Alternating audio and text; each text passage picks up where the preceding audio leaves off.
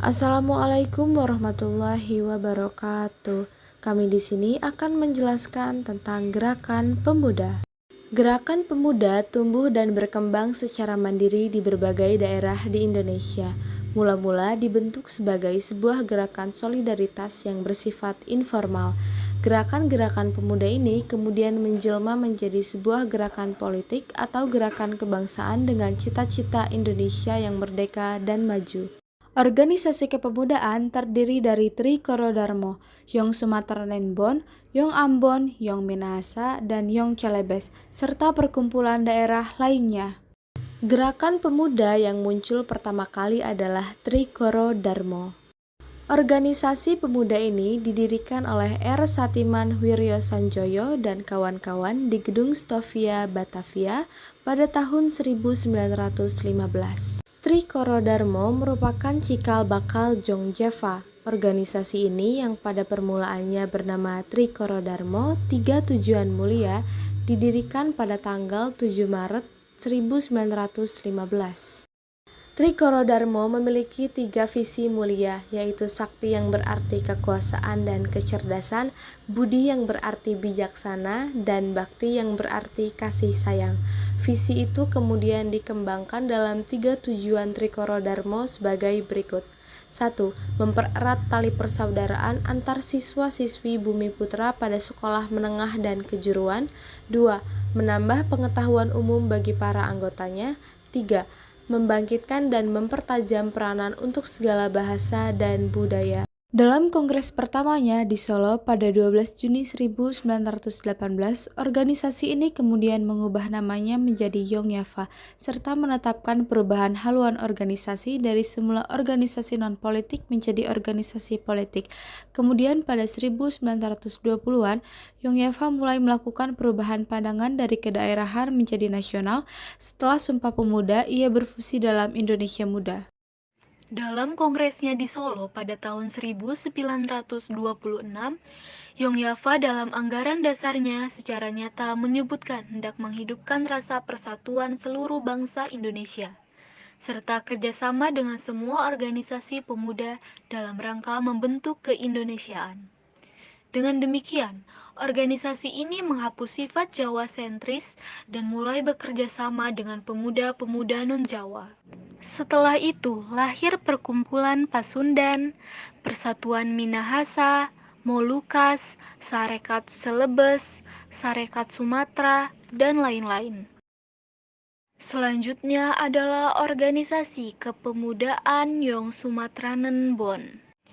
Organisasi kepemudaan ini mempunyai anggota yang cukup besar berasal dari Sumatera yang bernama Yong Sumatranenbon. Perkumpulan ini didirikan pada tahun 1917 di Batavia. Tujuan Yong Sumatranenbon yang pertama yaitu mempererat ikatan persaudaraan antara pemuda-pemuda pelajar Sumatera dan membangkitkan perasaan bahwa mereka dipanggil untuk menjadi pemimpin dan pendidik bangsanya. Yang kedua, membangkitkan perhatian anggota-anggotanya dan orang luar untuk menghargai adat istiadat, seni, bahasa, kerajinan, pertanian, dan sejarah Sumatera. Nah, dari organisasi inilah kemudian muncul tokoh-tokoh nasional seperti Bahdar Johan, Muhammad Yamin, dan Muhammad Hatta. Selanjutnya adalah organisasi kepemudaan Yong Ambon. Yong Ambon didirikan pada tahun 1918. Sebelum itu, sebenarnya telah lahir berbagai organisasi yang didirikan oleh orang-orang Ambon. Misalnya Ambon Studi Fund pada tahun 1909 oleh Tehu Pelori. Ambonsbon pada tahun 1911 untuk pegawai negeri. Mina Muria pada tahun 1913 di Semarang, dan Saum Maluku Ambon di Ambon. Pada 9 Mei 1920, Alexander Jacob Yeti mendirikan Serikat Ambon di Semarang. Tujuannya Jong Ambon yaitu mempersatukan semua organisasi Ambon hingga menjadi organisasi politik Ambon yang pertama. Karena ia sangat aktif melakukan kampanye di mana-mana, akhirnya ia ditangkap oleh pemerintah kolonial dan diasingkan. Perjuangan berikutnya diteruskan oleh Mr. Leto Harry. Selanjutnya, antara tahun 1918 sampai 1919 berdiri pula Jong Minahasa.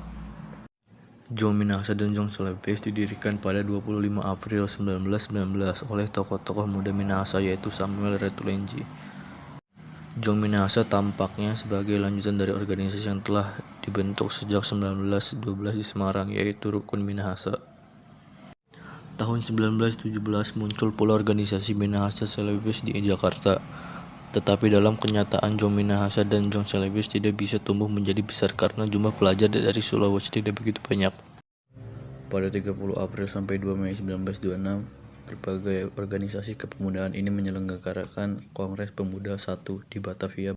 Kongres Pemuda I diketuai oleh Muhammad Tabrani. Hasil dari Kongres Pemuda I yaitu cita-cita Indonesia merdeka menjadi cita-cita seluruh pemuda Indonesia. Seluruh perkumpulan pemuda berupaya untuk menggalang persatuan organisasi pemuda dalam suatu wadah, mengikuti dan menerima cita-cita persatuan Indonesia.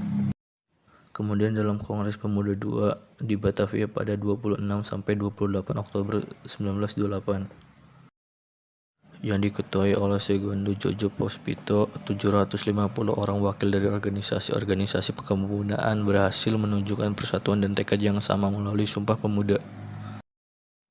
Mereka berikrar untuk satu, kami putra dan putri Indonesia mengaku bertumpah darah yang satu, tanah air Indonesia. 2. Kami putra dan putri Indonesia mengaku berbangsa yang satu, bangsa Indonesia. 3. Kami putra dan putri Indonesia menjunjung bahasa persatuan, bahasa Indonesia. Sumpah Pemuda merupakan organisasi non-kooperatif dan Sumpah Pemuda telah membuktikan bahwa keberagaman masyarakat bukanlah hambatan untuk mencapai persatuan dan kesatuan. Sebaliknya, keberagaman harus disikapi sebagai suatu hal yang mendorong kemajuan bangsa. Gerakan pemuda tidak memiliki akhir yang pasti atau tuntas karena gerakan pemuda adalah fenomena sosial yang terus berlangsung dan berkembang seiring waktu. Namun, gerakan pemuda dapat mengalami perubahan dalam bentuk, tujuan, atau fokusnya seiring dengan perubahan sosial, politik, dan ekonomi di masyarakat. Beberapa faktor yang dapat mempengaruhi perkembangan dan berakhirnya gerakan pemuda. Pertama, pencapaian tujuan. Kedua, perubahan prioritas. Ketiga, pergantian generasi. Keempat, represi atau penindasan. 5. Pencapaian kepuasan pribadi. Namun, penting untuk diingat bahwa meskipun gerakan pemuda tertentu dapat berakhir, semangat pemuda untuk perubahan sosial dan partisipasi politik akan terus ada dan mungkin muncul dalam bentuk gerakan pemuda baru di masa depan.